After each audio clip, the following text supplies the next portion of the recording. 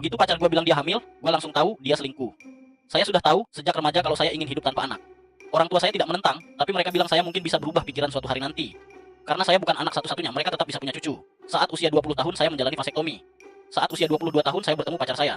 Sejak awal saya sudah terbuka soal keinginan saya untuk hidup tanpa anak. Saya ingat pernah memberitahunya tentang vasektomi saya, tapi jujur saja, waktu itu ada alkohol yang terlibat. Jadi saya tidak yakin dia ingat atau tidak. Kami sudah pacaran selama 1,5 tahun ketika dia pindah ke rumah saya. Sekarang usia saya 25 tahun. 2 minggu lalu, saya pulang kerja dan melihat pacar saya berdiri di ruang tamu dengan senyum lebar. Dia menunjukkan test pack dengan hasil positif. Saya pikir ini hanya prank TikTok, jadi saya ikut main pura-pura terkejut. Tapi ketika dia tidak mengatakan kalau ini prank, saya langsung tahu apa yang sebenarnya terjadi. Tapi tetap berpura-pura biasa saja. Malam itu, tengah malam, saya bangun dan mulai mengirim email. Saya mengambil cuti seminggu dari pekerjaan dan menghubungi sahabat-sahabat saya, memberitahu mereka semuanya, dan meminta mereka untuk pura-pura tidak tahu apa-apa.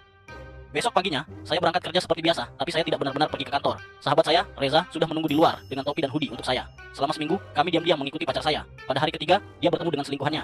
Kami mengikuti mereka ke sebuah hotel, lalu Reza mengikuti pria itu sampai ke rumahnya. Dan ternyata, dia sudah menikah dan punya anak. Kami pun menyusun rencana. Saya membujuk pacar saya untuk pergi ke rumah orang tuanya untuk memberi kabar baik pada mereka di hari Sabtu. Saat itu, sahabat-sahabat saya sudah saya beri kunci rumah untuk menjalankan bagian mereka. Di rumah orang tua pacar saya, kami makan siang bersama keluarganya dulu, orang tua dan saudara-saudaranya. Lalu, pacar saya memberitahu mereka soal kehamilannya. Semua orang bahagia.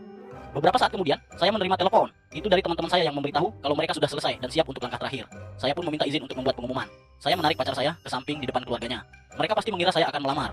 Saya mulai bercerita bagaimana kami bertemu, betapa dia sangat berarti bagi saya, dan saya mengakhiri dengan, dan itulah mengapa rasanya sangat menyakitkan mengetahui kamu selingkuh dan hamil dengan pria lain. Ruangan langsung sunyi. Pacar saya terlihat syok. Dia mulai berkata kalau ini bukan lelucon yang lucu. Saya bilang kalau saya tidak bercanda.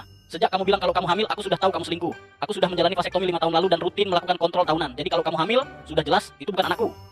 Tepat saat itu, ponselnya berbunyi. Saya menyuruhnya untuk mengangkatnya. Mungkin itu dari nama lengkap selingkuhannya, ayah dari bayimu yang sebenarnya. Mungkin dia ingin bicara soal kamu pindah ke rumahnya. Aku sih nggak yakin istri dan anak-anaknya bakal senang dengan itu. Sementara itu, teman-teman saya sudah menjalankan bagian terakhir rencana.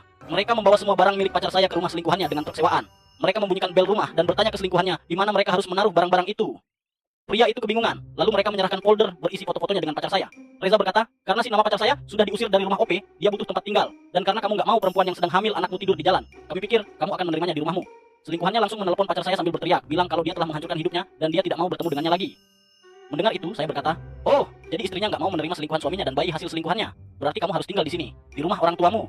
Setelah itu, saya pergi, meninggalkan pacar saya yang menangis dan keluarganya yang kebingungan dan marah.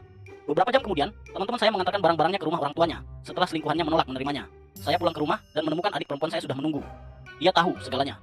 Ini sebenarnya bukan bagian dari rencana saya, tapi Reza sangat mengenal saya. Saya langsung roboh dan menangis di pelukan adik saya.